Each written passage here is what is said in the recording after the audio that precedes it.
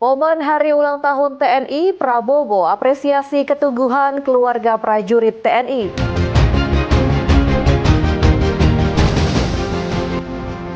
Warga Lampung Timur manfaatkan limbah MBG jadi pakan ternak.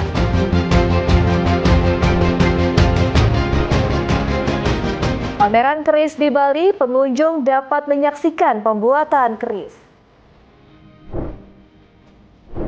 Halo, selamat malam pemirsa setia Berita Nasional TV. Senang sekali Berita Nasional Malam kembali hadir menyapa Anda.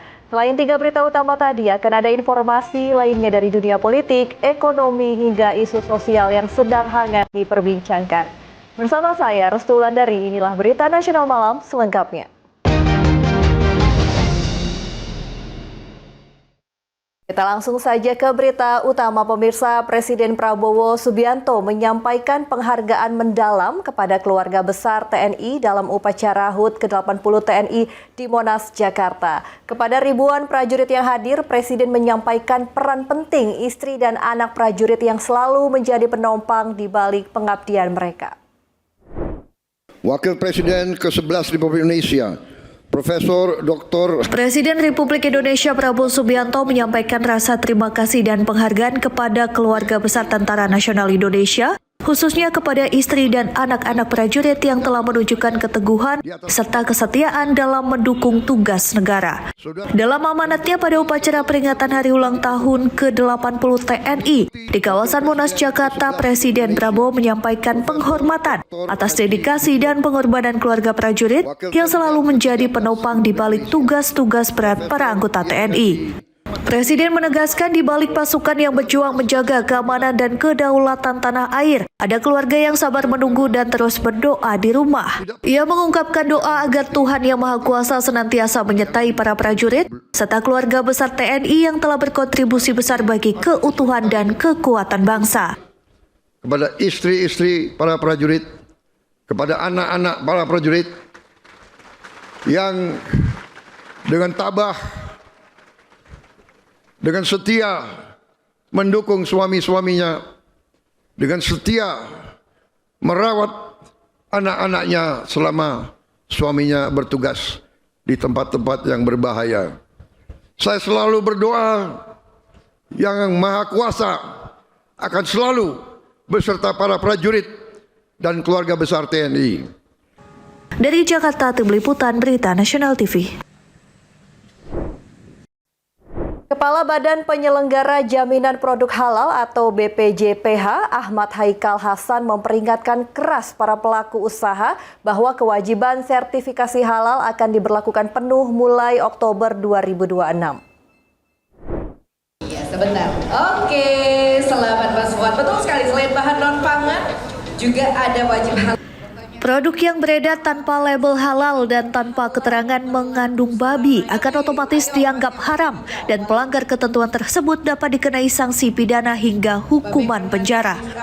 Aturan ini merupakan amanat Undang-Undang Nomor 33 Tahun 2014 tentang Jaminan Produk Halal yang mewajibkan seluruh produk makanan, minuman, obat, dan kosmetik memiliki sertifikat halal setelah hampir 5 dekade bersifat himbauan sejak 1974. Pemerintah kini menegakkan aturan tersebut secara menyeluruh dan menindak tegas pihak yang melanggar. Berikutnya pasti akan ada logo halal karena persyaratan dan bukti yang sudah diproses itu, kalau bukti halal itu ya pasti ada logo halalnya. Berikutnya, tapi bukan berarti yang sekarang nggak halal.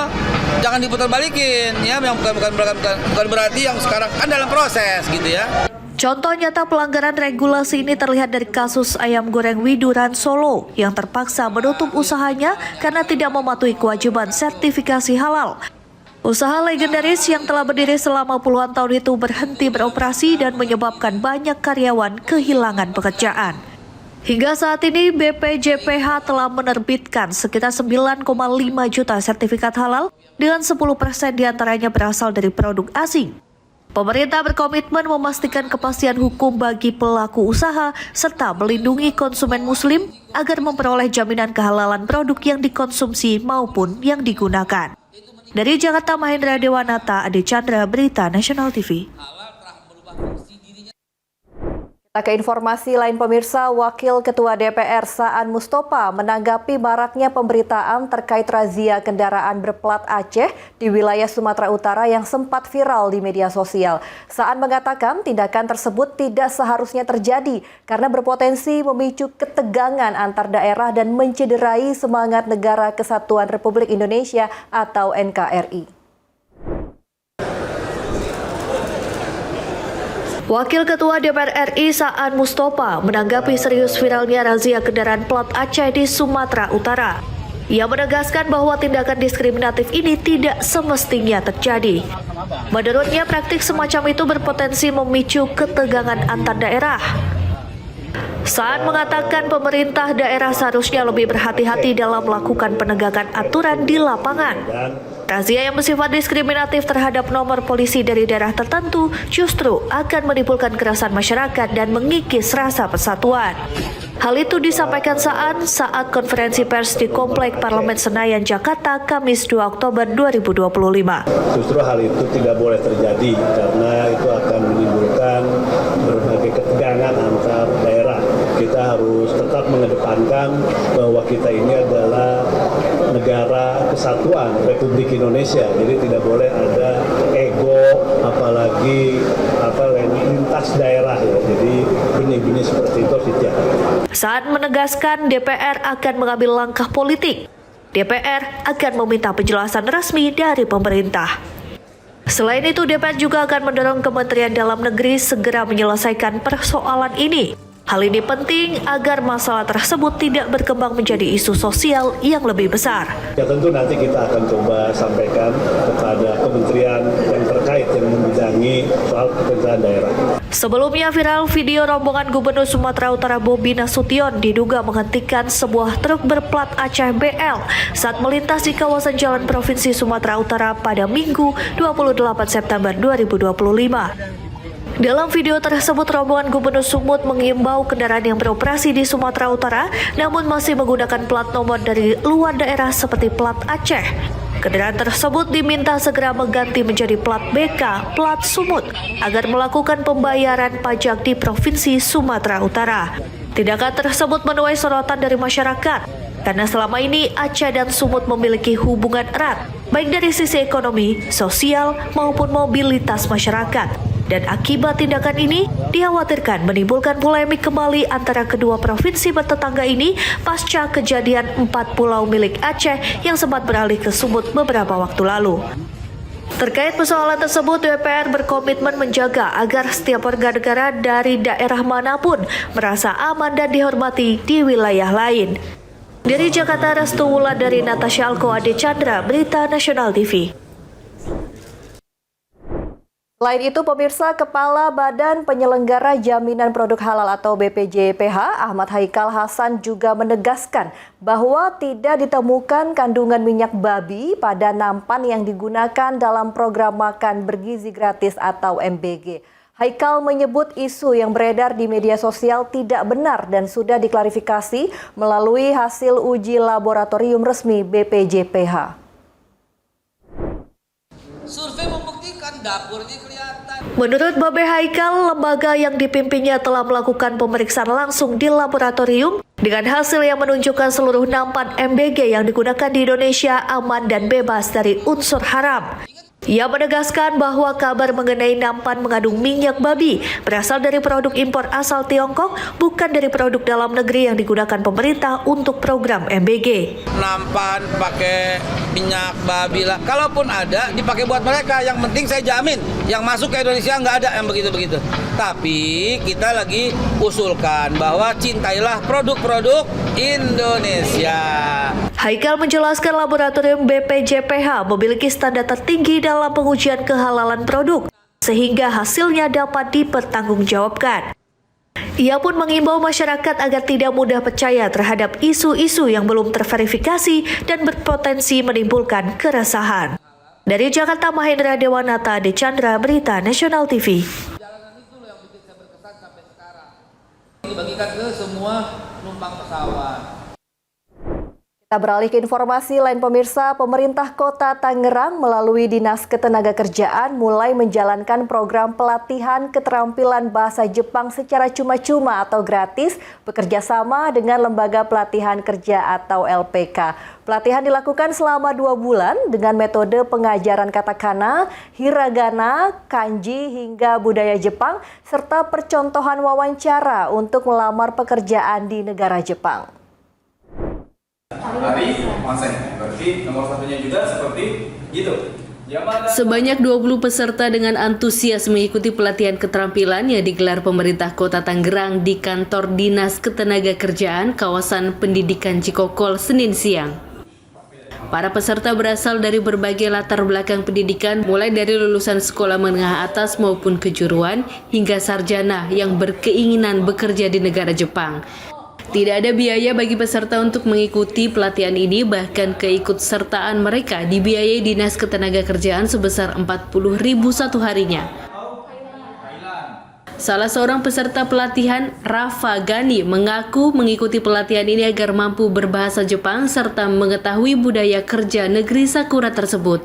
Sebelumnya, Rafa belajar bahasa Jepang secara otodidak melalui bacaan anime maupun membaca hanga dan tidak mampu ikut les bahasa Jepang karena terbentur biaya yang cukup mahal. Jadi saya tertarik karena ingin bekerja di Jepang, lalu untuk mendalami budaya-budaya di sana juga, dan saya ingin mempelajari bagaimana sih cara kerja orang Jepang itu. Yang dipelajari sih untuk saat ini masih katakana, hiragana, sama kosakata. Sebelumnya sih saya belum pernah belajar bahasa Jepang sih, jadi saya hanya menonton anime saja, membaca manga seperti itu, Pak. Metode pembelajaran yang diberikan kepada peserta meliputi penulisan huruf Jepang, yakni katakana, hiragana, dan kanji. Tidak hanya itu, juga ada pengenalan kosakata, cara bicara bahasa Jepang atau kiawa, hingga pembelajaran budaya negeri matahari tersebut. Secara khusus, nantinya para peserta akan mendapat percontohan tata cara wawancara dengan orang Jepang sebagai bekal untuk melamar kerja. Pelatihan ini kita akan memberikan huruf katakana, hiragana, dan mungkin akan kita sedikit berikan kanji.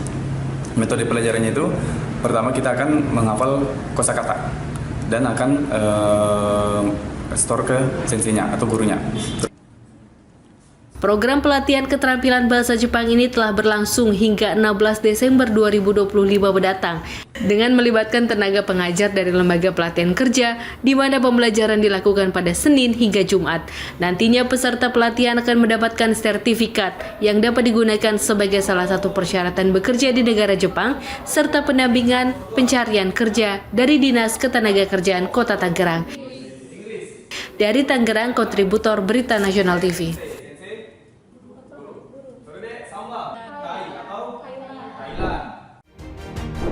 Informasi berita lainnya akan kami sajikan usai jeda berikut ini. Tetaplah bersama kami di Berita Nasional Malam.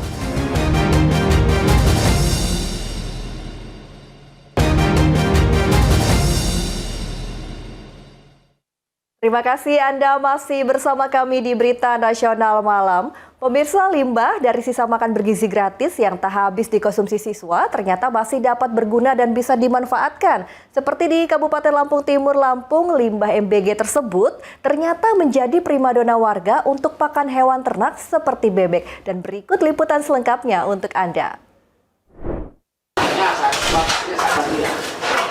Sisa makanan program makan bergizi gratis yang tidak sempat dikonsumsi siswa kini menjadi sumber manfaat baru bagi warga.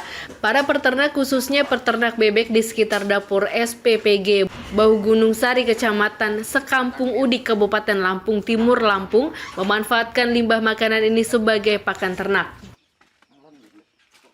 Setiap hari para peternak secara bergiliran mengambil sisa makan yang telah dikumpulkan petugas dapur SPPG. Dengan membawa keranjang atau kantong plastik dari rumah, mereka bisa membawa pulang pakan ternak tanpa harus mengeluarkan biaya. Warga mengaku terbantu dengan adanya limbah MBG ini, sebab pengeluaran untuk pakan hewan jadi lebih hemat.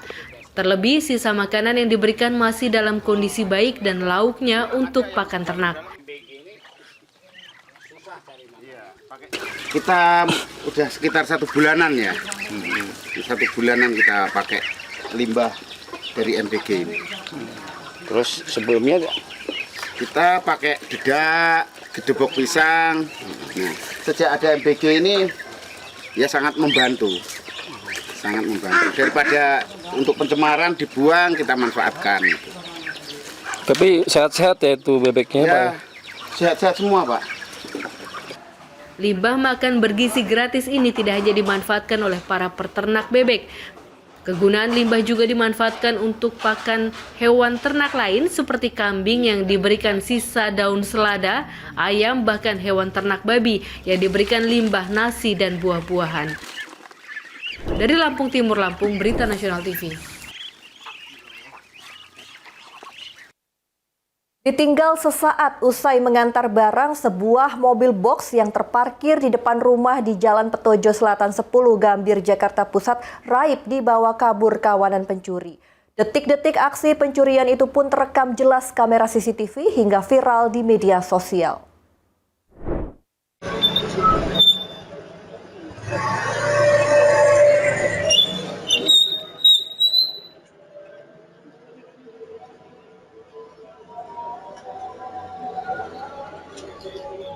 Rekaman kamera pengawas CCTV memperlihatkan detik-detik aksi pencurian 1 unit mobil box yang terparkir di depan rumah di Jalan Petojo Selatan 10 Gambir, Jakarta Pusat, Senin Minggu lalu. Nampak 1 dari 4 orang pelaku yang berboncengan sepeda motor berjalan ke arah mobil box untuk melancarkan aksinya. Hanya memerlukan waktu sekitar 2 menit, pelaku berhasil membobol kunci dan membawa kabur mobil box tersebut. Diikuti para pelaku lainnya yang kabur menggunakan 2 unit sepeda motor. Ditemui pada Rabu 1 Oktober 2025, korban menyebut aksi pencurian terjadi saat mobil box yang baru saja digunakan untuk mengantar barang itu ditinggal sesaat oleh korban ke dalam rumah. Meski dalam kondisi terkunci, namun pelaku dengan santainya berhasil membawa kabur mobil milik korban. Kita parkir juga nggak lama kan, pas di depan rumah kita habis dari ngantar barang kita parkir ke tempat situ cuma bentar, habis itu udah parkir kita istirahat bentar, habis itu jam 6 kita mau bawa mobil ke tempat lain lagi, tahu-tahu mobilnya udah nggak kelihatan, udah hilang. Berbekal rekaman kamera CCTV, korban yang mengaku mengalami kerugian hingga 130 juta rupiah itu langsung melaporkan kasus pencurian ini ke Polsek Metro Gambir. Korban berharap polisi dapat mengusut serta segera menangkap para pelaku. Dari Jakarta, Tim Liputan Berita Nasional TV.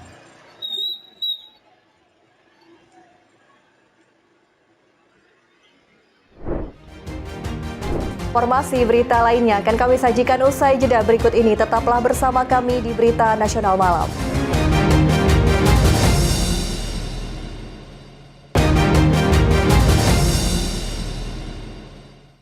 Terima kasih Anda masih bersama kami di Berita Nasional Malam. Pemirsa, keris tak hanya bermakna sebagai sebuah karya budaya berupa senjata yang monumental. Namun, keris juga merupakan salah satu identitas yang khas dan memiliki tempat tersendiri bagi masyarakat Indonesia. Untuk melestarikan keris sebagai budaya dalam konteks kekinian, digelar pameran keris di salah satu museum di Ubud, Gianyar, Bali. Dan selain dapat menyaksikan puluhan keris yang dipamerkan, pengunjung juga dapat menyaksikan proses pembuatan keris langsung dari empunya. Ini dia liputannya.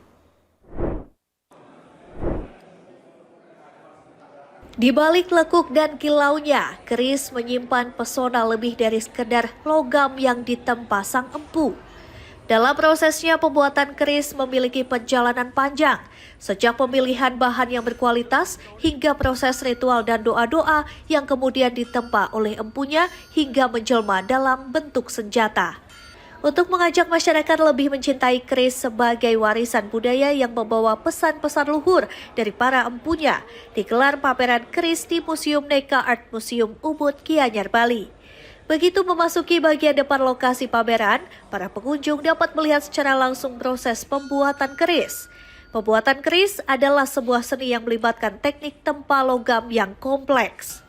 Proses pembuatan keris pun cukup rumit, mulai dari pemilihan bahan, penempaan, dan pelipatan, pembentukan bilah, pembuatan ornamen hingga penyepuhan. This is a great lineage. It's something very Indonesian. Pandai, the lineage of the blacksmith. Setelah puas melihat secara langsung proses pembuatan keris, pengunjung bisa menyaksikan keris dalam berbagai zaman dengan diajak masuk ke ruang pameran pavilion keris untuk menyaksikan koleksi puluhan keris dari Neka Art Museum. Koleksi keris di Neka Art Museum bukan hanya menyimpan keris sebagai artefak, tapi juga sebagai jiwa yang hidup. Neka Art Museum bahkan menjadi museum pertama di tanah air yang secara khusus memiliki ruang pameran pavilion keris. Tidak cukup dibuat tercengang dengan koleksi puluhan keris yang ada, para pengunjung kembali dibuat kagum dengan puluhan lukisan yang terpajang di dinding museum. Lukisan bertema keris tersebut secara umum berupaya menampilkan keris dari berbagai lintas zaman dengan sosok yang berbeda. Mulai dari keris sebagai kisah tradisi, perang dan upacara, keris sebagai pertunjukan, hingga makna simbolik dan spiritualnya yang abadi. Lukisan yang dipamerkan sekaligus bentuk ekspresis visual ketika seni melukis bertemu dengan seni menempa yang menjadikan lukisan tersebut sebagai jembatan antara dunia material dengan imaterial. Itu seperti dalam lukisan ini ada kesejatian orang Bali itu ditunjukkan dengan keris. Jadi dari proses pembuatannya, filosofinya itu nggak seperti pandai besi biasanya membuat pisau atau membuat yang biasa. Tapi keris itu membutuhkan proses kadang bertahun-tahun. Ya, dia menumpahkan seluruh rasa baktinya itu untuk menciptakan suatu benda yang bukan semata-mata untuk menyakiti, bukan sekedar untuk membunuh, tapi keris merupakan suatu simbol keseriusan, kesucian, spiritualitas kepada orang Bali untuk memuja pada leluhur, pada Tuhannya. Ini mengenai pameran keris dalam lukisan, jadi ini kolaborasi. Jadi semuanya menarik dan juga ini ada kaitannya antara keris dengan lukisan. Dari Gianyar Bali, Bagus Raditya, Berita Nasional TV.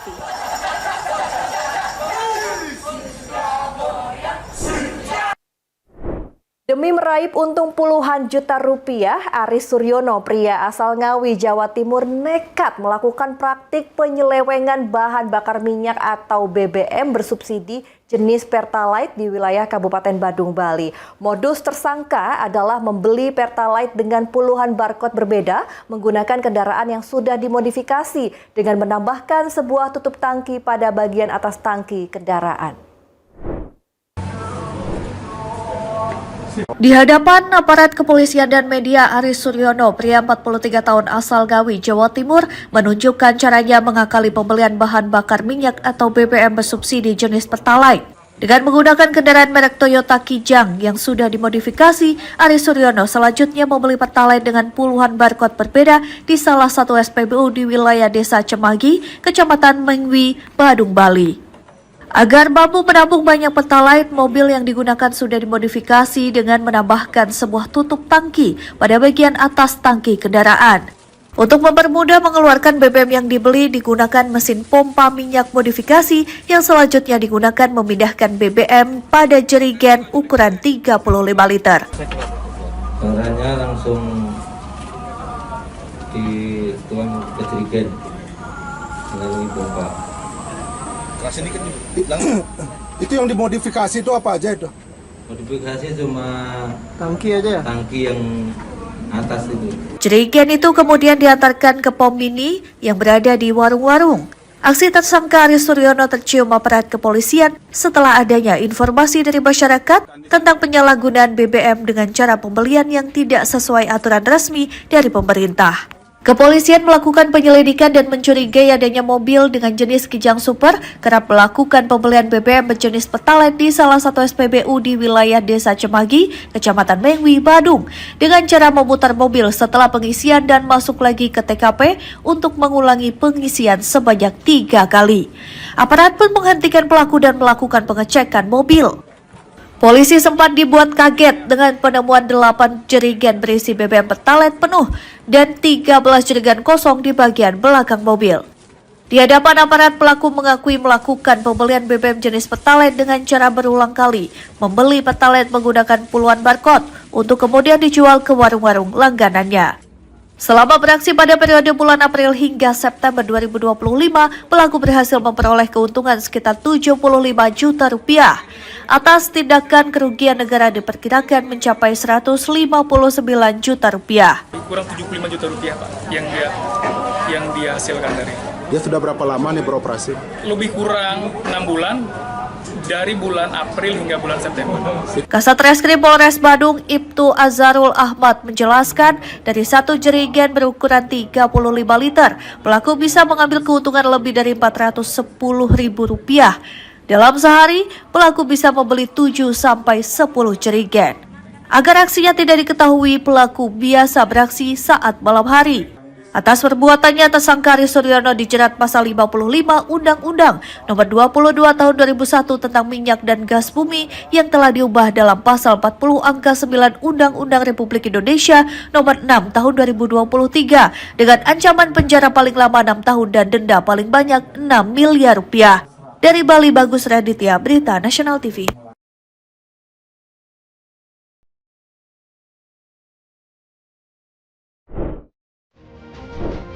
Demikian Berita Nasional Malam telah menemani Anda. Saya Restula dari beserta kru yang bertugas pamit undur diri. Selamat malam dan selamat beristirahat. Sampai jumpa.